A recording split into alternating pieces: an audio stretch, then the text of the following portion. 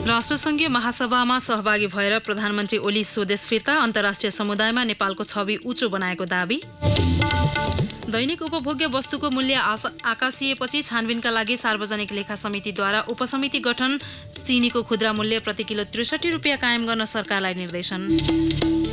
नेपालको पूर्व पश्चिम राजमार्गको स्तरोन्नतिका लागि एसियाली विकास ब्याङ्कले 18 करोड डलर सहयोग गर्ने, व्यापार प्रवर्धन तथा सडक सुरक्षामा सहयोग गर्दै यातायात प्रणाली बलियो बनाउने उद्देश्य रहेको एडिबीको भनाई। 2 दिने भारत भ्रमणका लागि रुसी राष्ट्रपति भ्लादिमिर पुटिन नयाँ दिल्लीमा, रुससँग 5 अर्ब डलरको अत्याधुनिक हतियार खरिद सम्झौता हुने। र एभरेस्ट प्रिमियर लिग क्रिकेट आगामी मङ्सिर अन्तिम साता हुने, आइसिसीको स्वीकृति लिन बाँकी। नमस्कार, कान्तिपुर डायरीका साथमा सुरज र शर्मिला। समाचार अब विस्तारमा। प्रधानमन्त्री केपी शर्मा ओलीले अन्तर्राष्ट्रिय जगतमा नेपालको छवि उँचो बनाएको दावी गर्नुभएको छ। संयुक्त राष्ट्रसङ्घको 73औं महासभामा सहभागी भएर स्वदेश फर्कने क्रममा त्रिभुवन अन्तर्राष्ट्रिय विमानस्थलमा सञ्चारकर्मीसँग प्रधानमन्त्री ओलीले विभिन्न मुलुकसँग भएका द्विपक्षीय भेटवार्ता, त्यसमा देखिएका निकटता र प्रभावकारिता सकारात्मक रहेको बताउनुभयो। वर्तमान सरकार छिमेकी र अन्य मुलुकसँग राम्रो सम्बन्ध स्थापित गर्दै अघि बढ्ने भन्दै उहाँले त्यसको प्रतिफल समयक्रममा देखिने उल्लेख गर्नुभयो। भारतसँगको सम्बन्ध बेग्लै उचाइमा सार्वभौम समानताको आधारमा वास्तविक अर्थमा अगाडि बढाइएको छ। चीनसँगको सम्बन्ध त्यसै गरी अगाडि बढाइएको छ र हामीले अब दुईटा मात्रै छिमेकी होइन, वसुधैव कुटुम्बकमवाला विश्व नै छिमेक हो, विश्व नै एउटा परिवार हो जस्तो गरी अन्तर्राष्ट्रिय क्षेत्रमा पनि आफूलाई प्रस्तुत गर्न थालेका छौँ। यसपल्ट संयुक्त राष्ट्र सङ्घको 73औं महासभा नेपालको अवस्था, नेपालका उपलब्धि, नेपालका प्राथमिकता, नेपालका आवश्यकता र नेपाल कसरी अगाडि बढ्न चाहन्छ भन्ने सम्बन्धमा बहुतै प्रष्ट ढङ्गले, नीतिमा कुनै अलमल दुविधा नहुने गरी बहुतै प्रष्ट ढङ्गले राखिएको कुरा साथीहरूलाई थाहै छ। सरकारले मुलुकको हित विपरीत कुनै काम नगरेको प्रधानमन्त्री ओलीको भनाइ थियो। सरकारको लक्षण र गति सही दिशामा रहेको भन्दै उहाँले आगामी 5 वर्षपछि हुने चुनावमा अझै बलियो भएर आउने दावी गर्नुभयो। तपाईहरूले लक्षण देख्नुभएको छ, गति देख्नुभएको छ, यसले कुन गति लिइराखेको छ र यो सरकार 5 वर्ष चल्छ। 5 वर्षमा चुनाव गराउँछ, योभन्दा बलियो भएर आउँछ, अलि बलियो भएर। यसमा अहिले चाहिँ धेरै नजाउँ।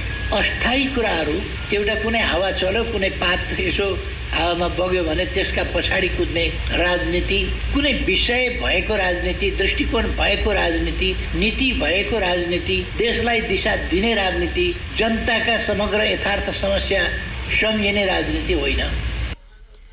पार्टीभित्र नेता माधव कुमार नेपाल लगायतका शीर्ष नेताहरूबाट आएको असन्तुष्टिबारे सञ्चारकर्मीको जिज्ञासामा प्रधानमन्त्री ओलीले दुईजना बीचको सम्बन्ध पुरानो र प्रगाढ रहेको बताउनुभयो।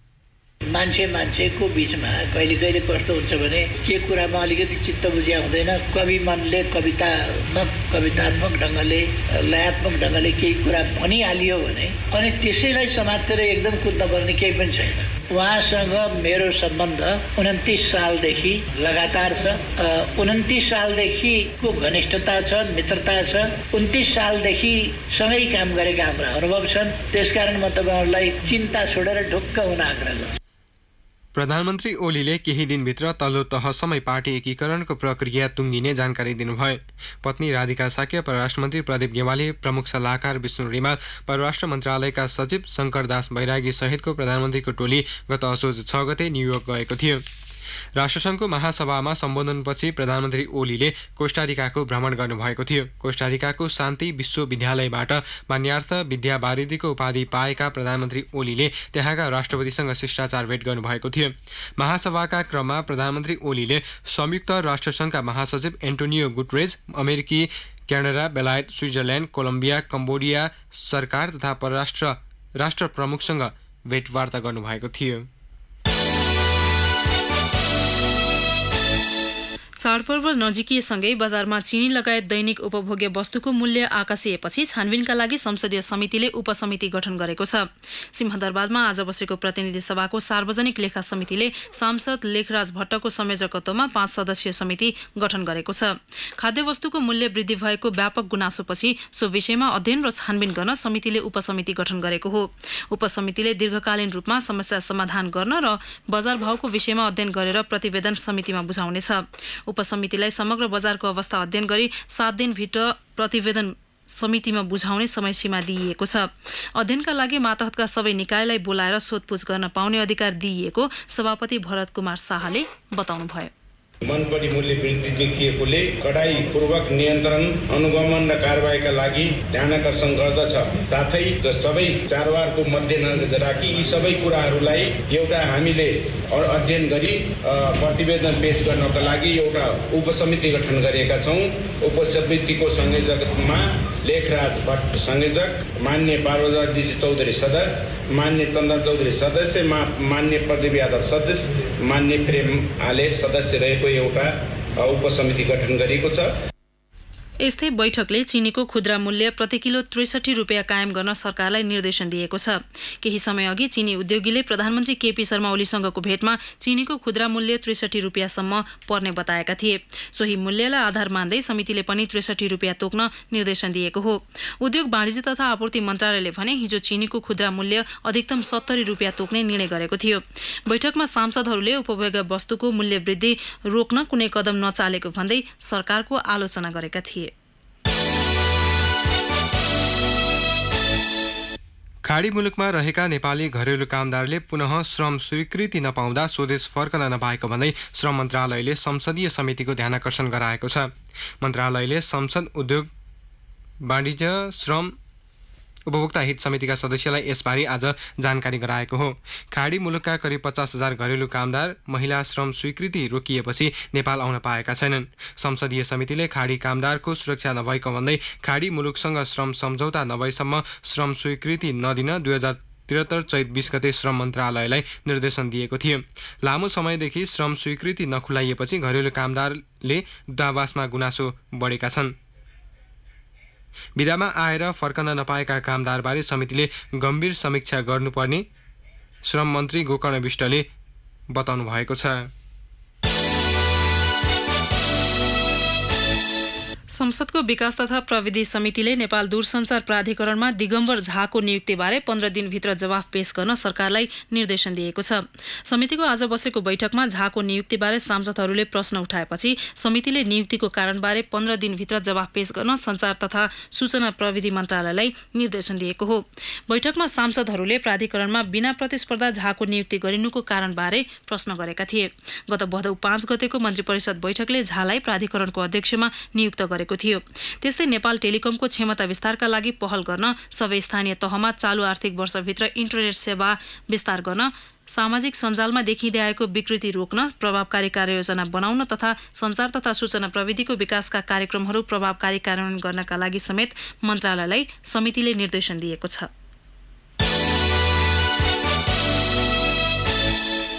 पूर्व पश्चिम राजमार्गको स्तरोन्नतिका लागि एसियाली विकास बैंक एडीबीले 18 करोड डलर ऋण सहयोग गर्ने निर्णय गरेको छ। एडीबीको निर्देशक समितिको बैठकले नेपालको मुख्य राजमार्ग स्तरोन्नतिका लागि 18 करोड डलर ऋण स्वीकृति गरेको हो। राष्ट्रिय तथा क्षेत्रीय सम्पर्क विस्तार गरी व्यापार विकास र प्रवर्धन तथा सडक सुरक्षामा सहयोग गर्दै यातायात प्रणाली बलियो बनाउने उद्देश्यले सो सहयोग गर्न लागि एडीबीका यातायात विज्ञ जोहान जर्जेटले बताउनुभयो। एडीबीका अनुसार सडक विभाग मार्फत सो रकम 1027 किलोमिटर लम्बाइको राजमार्ग सम्पूर्ण भूभागको स्तरोन्नतिका लागि कामदार र आवश्यक निर्माण सामग्री खरिदमा खर्च हुनेछ। विशेष गरी कञ्चनपुरदेखि कमलासम्मको 87 किलोमिटर सडकको स्तरोन्नतिमा सहयोगी हुने जनाइएको छ। सहयोग रकममध्ये 7,50,000 डलर रकम सरकारको सडक सुरक्षा नीति र कार्ययोजनामा खर्च हुने एडीबीले जारी गरेको विज्ञप्तिमा उल्लेख गरिएको छ। राजमार्गमा हाल दैनिक 8,600 सवारी साधन गुड्ने गरेका छन्। सन् 2033 सम्म यो सङ्ख्या दैनिक 25,400 सवारी गुड्ने अनुमान गरिएको छ। कान्तिपुर डायरीमा अब ब्रेकको पालो। ब्रेकपछि अब बाँकी प्रसङ्ग। नेपाली कांग्रेसले प्रदेश स्तरबाट आएको सुझावलाई समेट्दै विधान मस्यौदामाथि छलफल सुरु गरेको छ। ललितपुरको सानेपा स्थित पार्टी केन्द्रीय कार्यालयमा दिनभर बसेको बैठकमा प्रादेशिक तहबाट आएका सुझावलाई मस्यौदामा समेट्ने गरी छलफल भएको मस्यौदा निर्माण समिति सदस्य प्रदीप पौडेलले जानकारी दिनुभयो। प्रादेशिक तहबाट आएका सुझावमा पार्टी सभापतिलाई अधिकार सम्पन्न बनाउने वा स्थानीय तहदेखि नै सामूहिक नेतृत्व प्रणाली विकास गर्ने भन्ने मुख्य 2 विषय उठेको छ। एकै व्यक्तिलाई धेरै पटक समानुपातिक प्रणालीबाट लाभको पद दिन नहुने सुझाव समेत आएको नेता पौडेलले जानकारी दिनुभयो। समानुपातिक कोटाबाट सांसद बनेकालाई अर्को पटक निर्वाचन क्षेत्रमा चुनाव उठ्न प्रेरित गर्नुपर्ने कार्यकर्ताहरूको सुझाव छ। केन्द्रीय सदस्यहरू स्वतः महाधिवेशन प्रतिनिधि बन्ने प्रावधानलाई समेत सच्याउन माग गरिएको छ। महाधिवेशनमा भाग लिन जाने जो कोही चुनिएर आउनुपर्ने प्रावधान राख्न पनि सुझाव आएको नेता पौडेलले जानकारी दिनुभयो। एकपटक समावेशी कोटाबाट महाधिवेशनमा उम्मेदवारी दिएका व्यक्तिलाई अर्को पटक खुल्ला स्पर्धामा जान प्रेरित गर्नुपर्ने कार्यकर्ताहरूको सुझाव छ। प्रादेशिक तहबाट आएको सुझावलाई आगामी 25 गतेभित्र टुङ्ग्याएर दशैं तिहार बीचमा बस्ने केन्द्रीय समिति बैठकमा पेश गर्ने तयारी भएको पौडेलले जानकारी दिनुभयो। महासमिति बैठक अघि विधान संशोधनको तयारी गरेको नेपाली कांग्रेसले त्यसको प्रारम्भिक मस्यौदाबारे 7 प्रदेशको 12 स्थानबाट सुझाव संकलन गरेको थियो।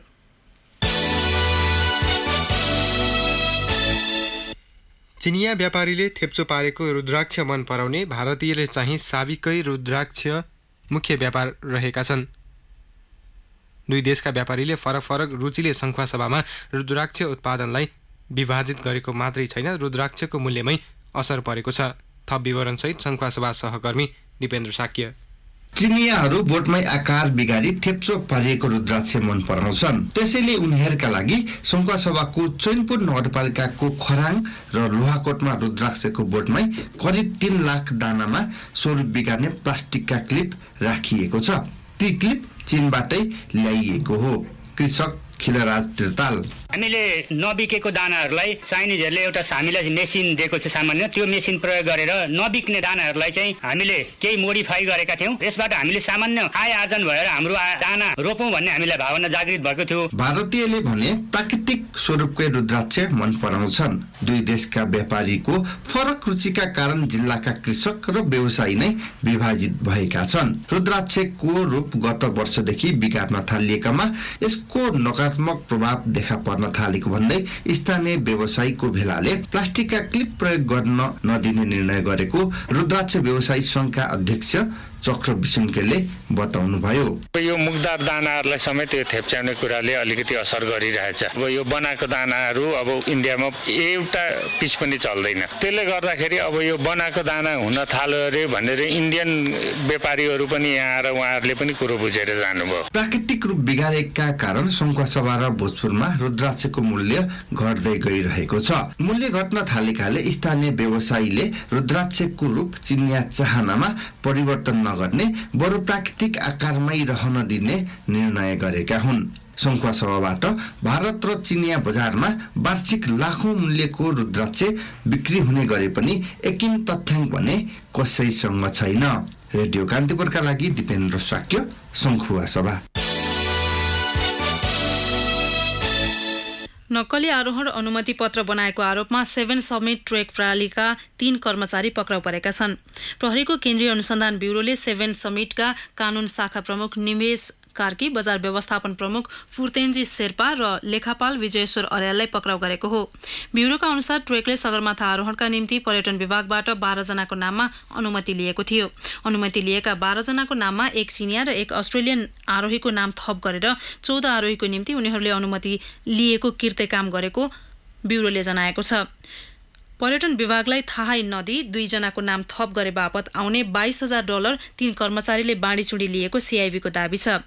यसरी कृत्य कागज तयार भएपछि 14 जनाको आरोहण टोली गत चैत्र 30 गते सगरमाथा आरोहणमा गएको थियो। सगरमाथा आधार शिविरमा रहेको सगरमाथा प्रदूषण नियन्त्रण समितिको कार्यालयमा विभागबाट लिएको अनुमति पत्र बुझाएर टोली सगरमाथा आरोहणमा गयो। सगरमाथा प्रदूषण नियन्त्रण समितिमा बुझाइएको कागजात र पर्यटन विभागबाट अनुमति लिएको सक्कली कागजात फरक परेपछि कृत्य गरिएको घटना बाहिर आएको हो। पक्राउ परेकाहरूलाई ब्युरोले सरकारी दस्तखत, छाप कृत्य र ठगी अनुसार अनुसन्धान गरिरहेको छ। 7 समिट ट्रेकका अध्यक्ष मिङमा शेर्पाले रेडियो कान्तिपुरसँग कुरा गर्दै कर्मचारीहरूले बदमासी गरेको र उनीहरूलाई कारबाही हुनुपर्ने बताउनुभयो। न्यून गुणस्तरको खाद्यान्न बिक्री वितरण गरेको पाइएपछि काठमाडौँको गौशाला स्थित व्यञ्जन र अन्नपूर्ण मिष्ठान्न भण्डारमा सिलबन्दी गरिएको छ। खाद्य प्रविधि तथा गुण नियन्त्रण विभाग र उपभोक्ता कर्मीको संयुक्त टोलीले मिठाई पसलमा आज गरेको अनुगमनका क्रममा साङ्ला र फोहोर अत्याधिक भेटिएपछि सिलबन्दी गरेको हो। दुवै मिष्ठान्न भण्डारबाट 12.5 किलो बर्फी, 7 लिटर तेल, 4 किलो घिउ र तयारी मिठाई 100 केजी नष्ट गरिएको खाद्य अनुसन्धान अधिकृत ईश्वर सुवेदीले जानकारी दिनुभयो। व्यञ्जन र अन्नपूर्ण मिष्टान्न भण्डारलाई न्यून गुणस्तरीय खाद्यान्न बेचेको अभियोगमा मुद्दा दायर गरिने उहाँले जानकारी दिनुभयो। विभागले 3 दिनभित्र कागजसहित महाशाखामा उपस्थित हुन दुवै मिठाई पसल सञ्चालकलाई निर्देशन दिएको विभागले जनाएको छ। कान्तिपुर डायरीमा अब म्याग्दी डायरीको पालो। म्याग्दी डायरीबाट घनश्याम खड्काको नमस्कार। 16 श्राद्ध सुरु भए यता हिन्दू धर्मावलम्बीहरूको पवित्र नदी कालीगण्डकी नदीको किनारमा अवस्थित कागबनीमा दैनिक पितृलाई श्राद्ध गर्ने भिड लागेको छ। मृतात्मालाई घरमा भन्दा कालीगण्डकीमा 100 गुणा र कागबनीमा पुगी श्राद्ध गर्दा 1000 गुणा बढी मोक्ष प्राप्ति हुने जनविश्वास रहेको छ। हिमाल पारेको जिल्ला मुस्ताङको भौगोलिक वातावरण कागबनीमा पितृलाई श्राद्ध गर्न, बुद्धनाथ मन्दिरको दर्शन गर्न र सालग्राम पहाड तथा दामोदर कुण्ड नुहाउन तीर्थालुहरू आउने गरेका छन्। कागबनीमा दैनिक 1500 जनाले आफ्ना पितृलाई पिण्ड पानी अर्पण गर्दै आएको ब्राह्मण हरिप्रसाद सुवेदीले बताउनुभयो। अन्नपूर्ण गाउँपालिका 3 दानादेखि पर्वतको कुस्मा स्थित सब स्टेसन जोड्ने कालीगण्डकी करिडोर 220/132/3311 केबी प्रसारण लाइन निर्माणमा अवरोध भएको छ। निर्माण अवरोध हुँदा अक्टोबरभित्र काम सक्ने आयोजनक लक्ष्यमा बाधा पुगेको छ। सब स्टेसन निर्माण स्थल अन्नपूर्ण गाउँपालिका 3 दानावासीले आयोजनाले वातावरणीय प्रभाव मूल्याङ्कन प्रतिवेदनले औलाएको सामान्य क्षेत्रमा गर्नुपर्ने खर्च नगरेको भन्दै 1 सातादेखि अवरोध गरिरहेका छन्। अन्नपूर्ण गाउँपालिका 2 नागढुङ्गा 6 मा बेनी चुम्चुम सडक आयोजना र विद्युत प्रसारण लाइन बीचको टावर राख्ने विषयमा उत्पन्न विवाद अझै सुल्झेको छैन। बजारसम्म सडकको पहुँच पुगेपछि यहाँ सुरु गरिएको प्राङ्गणिक खेतीले जीवनशैलीमा परिवर्तन ल्याउन थालेको छ। यहाँका ग्रामीण बस्तीमा सडकले ससाना कृषि क्रान्ति गरिरहेको छ। लेखाली बस्तीमा सडक पुगेपछि उत्पादन भएका आलु, बन्दा, काउली, टमाटर समेत तरकारी बिक्री गरी हातमै पैसा आएको छ। मोटर बाटो दैलम पुगेपछि अन्नपूर्ण गाउँपालिकाका दोबा, शिख, स्थान, खिवाङ, रामदी, रामचेवासीले सबैभन्दा बढी लाभ लिएका छन्। यो सिजनमा मुस्ताङी स्याउको चर्चा भइहाल्छ। मुस्ताङलाई असोजदेखि पाक्न थाल्ने स्याउको राजधानी पनि भन्ने गरिएको छ। तर उत्तिकै मात्रामा उत्पादन र बजार मूल्य रहेको गाजरको चर्चा निकै कम हुने गरेको छ। मुस्ताङमा 4200 मेट्रिक टन स्याउ निकासी हुने आकलन छ। तर गाजरका ढुवानी ठेकेदार ऊर्जा तामाङका अनुसार अघिल्लो वर्ष मुस्ताङबाट 4000 टन गाजर बेनी, पोखरा, काठमाडौँ र नारायणगढका बजारमा निकासी भएको थियो। स्याउको बगानमा भित्री बालीको रूपमा खेती गरिने गाजर मुस्ताङको लुकेको आम्दानी भएको मुस्ताङको घरपजोङ गाउँपालिकामा कृषि कार्यक्रम हेर्ने प्राविधिक विमल खड्काले बताए। म्याग्दी डायरी आजलाई यति नै। घनश्याम खड्कालाई बिदा दिनुहोस्। नमस्कार। म्याग्दी डायरीपछि कान्तिपुर डायरीमा पुनः ब्रेकको पालो। अब आर्थिक प्रसङ्ग। लमजुङको दोर्दी गाउँपालिका 6 ढोडेनी र फलेनीमा सिमानामा पर्ने दोर्दी खोला निर्माणाधीन 25 मेगावाटको माथिल्लो दोर्दी ए जलविद्युत आयोजनाको अन्तिम ब्रेक थ्रु गरिएको छ। प्रवर्धक लिबर्टी इनर्जी कम्पनी लिमिटेडका अध्यक्ष कुश कुमार जोशी र प्रबन्धन निर्देशक डाक्टर आत्माराम घिमिरेले आज संयुक्त रूपमा 2623 मिटर लामो सुरुङमा अन्तिम ब्लास्ट गरी ब्रेक थ्रु गर्नुभयो। सन् 2009 मार्चमा सुरुङको निर्माण कार्य गरिएकोमा 9 वर्षपछि अन्तिम ब्रेक थ्रु गरिएको छ। 2854 किलोमिटर लामो पेन स्टक पाइपको जडान कार्य 90% सकिएको आयोजनाको सुरुङ निर्माण कम्पनी वाइबा इन्फ्राटेक प्रालीले जनाएको छ। कारोबार हुने साताको अन्तिम दिन पनि नेपाल स्टक एक्सचेन्जमा आबद्ध कम्पनीहरूको शेयर कारोबार मापक नेप्से परिसूचकमा गिरावट आएको छ। नेप्से 3.23 अङ्कले घटेर 1227.37 अङ्कमा पुगेको हो। कारोबार भएका व्यापार, फाइनान्स र जीवन बिमा बाहेक बाँकीको उपसूचकमा गिरावट आउँदा समग्र बजार नै प्रभावित भयो। आज 42 करोड 86 लाख 44,000 रुपियाँ बराबरका 15,82,558 किता सेयर किनबेच भएको नेपाल स्टक एक्सचेन्जले जनाएको छ। अब अन्तर्राष्ट्रिय प्रसङ्ग। रुसी राष्ट्रपति भ्लादिमिर पुटिन 2 दिने औपचारिक भ्रमणको लागि आज भारतको नयाँ दिल्ली पुग्नु भएको छ। सुरक्षा संयन्त्र बलियो बनाउने केही महत्त्वपूर्ण सम्झौताबारे औपचारिक छलफलका लागि राष्ट्रपति पुटिन भारत आउनु भएको हो। आज र भोलि हुने छलफलमा भारतले रुससँग अत्याधुनिक लडाकु विमान खरिद गर्ने लगायतका विविध सम्झौता हुने बीबीसीले उल्लेख गरेको छ। राष्ट्रपति पुटिन र भारतीय प्रधानमन्त्री मोदी बीच करिब $5 अर्ब बराबरको हवाई प्रतिरक्षा प्रणाली खरिद सम्झौतामा हस्ताक्षर हुने बताइएको छ। आफ्नो मुलुकमा भएका 4वटा ठूला साइबर आक्रमणमा रुसी सैन्य गुप्तचर सेवा संलग्न भएको बेलायतले आरोप लगाएको छ। सन् 2016मा डेमोक्रेटिक पार्टीका गोप्य विवरणहरू चोरी गरेको बेलायत स्थित अमेरिकी टिभी नेटवर्क तथा विश्व एन्टी डोपिङ विभागका कम्प्युटरहरूमा भएका साइबर आक्रमणमा रुस र युक्रेनमा रहेका फर्महरूको संलग्नता पाइएको बेलायती राष्ट्रिय साइबर सुरक्षा केन्द्र एनसीएसीले आरोप लगाएको हो। अधिकांश साइबर आक्रमणमा रुसकै संलग्नता हुने गरेको एनसीएसीको दाबी छ। बेलायती साइबर सुरक्षा परामर्शदाता एन्ड्रयू सोन्चेभले जो कोही पनि साइबर आक्रमणमा पर्न सक्ने भन्दै आफ्ना विवरणहरूको जोखिमबारे सचेत रहन सबैलाई आग्रह गर्नुभएको छ। बेलायतले साइबर आक्रमणमा रुसको संलग्नता पाइएको भन्दै आरोप लगाएको यो पहिलो पटक हो। यसैबीच साइबर आक्रमण गर्ने 4 जना रुसी कूटनीतिज्ञलाई नेदरल्यान्ड्सले बर्खास्त गरेको छ। बर्खास्त 4 जनासँग भएको कूटनीतिक राहदानीमा उनीहरू प्रविधि विशेषज्ञ र सहयोगी एजेन्ट भएको परिचय खुलेको डच अधिकारीहरूको भनाइ छ। उनीहरूले बोकेका मोबाइल, ल्यापटप र अन्य उपकरणबाट साइबर आक्रमणबारे थप जानकारी मिलेको बताइएको छ। रुसी सरकारले भने आरोपको खण्डन गरेको छ। अब खेल प्रसङ्ग। फुटबल र क्रिकेटमा विदेशी खेलाडी भित्र्याउने क्रम निकै अघिबाट सुरु भएको हो, तर महिला भलिबल प्रतियोगितामा विदेशी खेलाडीको सहभागिता गराएर पहिलो पटक लिग आयोजना भएको छ। स्थानीय क्लबसँग मात्र प्रतिस्पर्धा गर्दै आएका भलिबलमा विदेशी खेलाडी ल्याएर प्रतियोगिता आयोजना गर्दा नेपाली भलिबल पनि व्यावसायिकतातिर अघि बढ्न खोजेको देखिएको छ। तर यस्ता प्रतियोगिता आयोजनाले निरन्तरता पाउनु भने मुख्य चुनौतीको रूपमा रहेको छ। एक रिपोर्ट। घरेलु भलिबलमा एक छत्र राज गर्दै आएको नेपाल एपीएफ क्लब यसपटक विदेशी खेलाडी सम्मिलित चितवन टाइग्रेससँग फाइनलमा पराजित भएको छ। एपीएफ पराजित हुनुमा चितवनमा भएका 3 विदेशी खेलाडी नै मुख्य कारण थियो। सधैँ स्थानीय र परिचित क्लबका खेलाडीसँग प्रतिस्पर्धा गर्दै आएका खेलाडी पनि यो प्रतियोगिता मार्फत खेलाडीको स्तर उन्नति हुने विश्वास लिएकी छन्। नेपाल एपीएफ क्लबकी कप्तान विनिता बुढाथोकी। अहिलेसम्म नेपालको टुर्नामेन्ट भनेको नेसनल टिमले विदेशी टिमसँग खेल्न जान्छ भने अहिले क्लबले पनि विदेशी टिमसँग खेलेर अझ राम्रो चाहिँ हुन्छ जस्तो लाग्छ मलाई, किनकि अब विदेशी टिमसँग खेल्ने गइसकेपछि तिनीहरूसँग धेरै कुरा सिक्ने अवसर हुन्छ। भलिबललाई व्यावसायिक बनाउने उद्देश्यका साथ प्रतियोगिता आयोजनाको सुरुवात हुनु सकारात्मक पक्ष हो, तर यस्तो प्रतियोगितालाई आउने दिनमा निरन्तरता दिनु मुख्य चुनौती रहेको आदि आबादी फाउन्डेसन नेपालका अध्यक्ष सूर्य गुरुङ बताउँछन्। च्यालेन्जिङ टु मच च्यालेन्जिङ देखिरहेको छु मैले यो फेसमा चाहिँ। अब तपाईको विदेशीदेखि खेलाडी लिएर आएर हर कुराहरू म्यानेज गर्नलाई गाह्रो परिन्छ।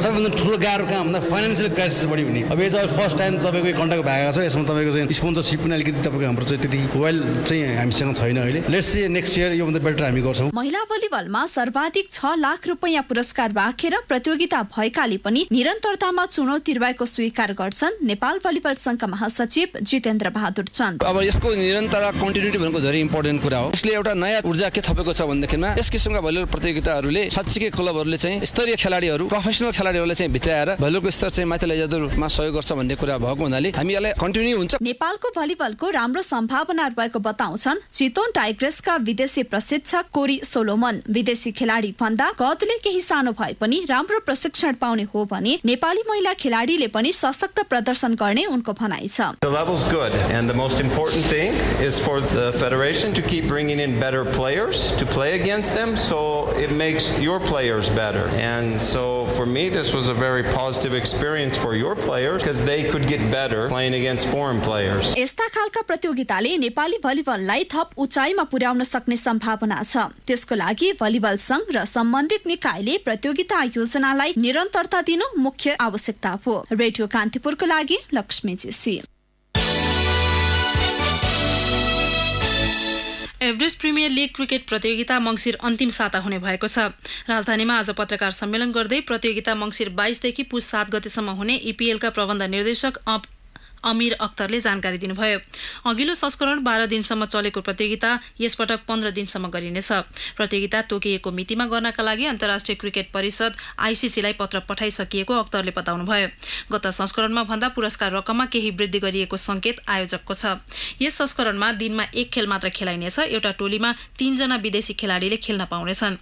यस संस्करणको ईपीएल क्रिकेट 1 लाख दर्शकले हेर्ने अख्तरको दाबी छ। प्रतियोगिताका लागि सहभागी हुने टोलीले विदेशी खेलाडी अनुबन्ध गरिरहेका छन्।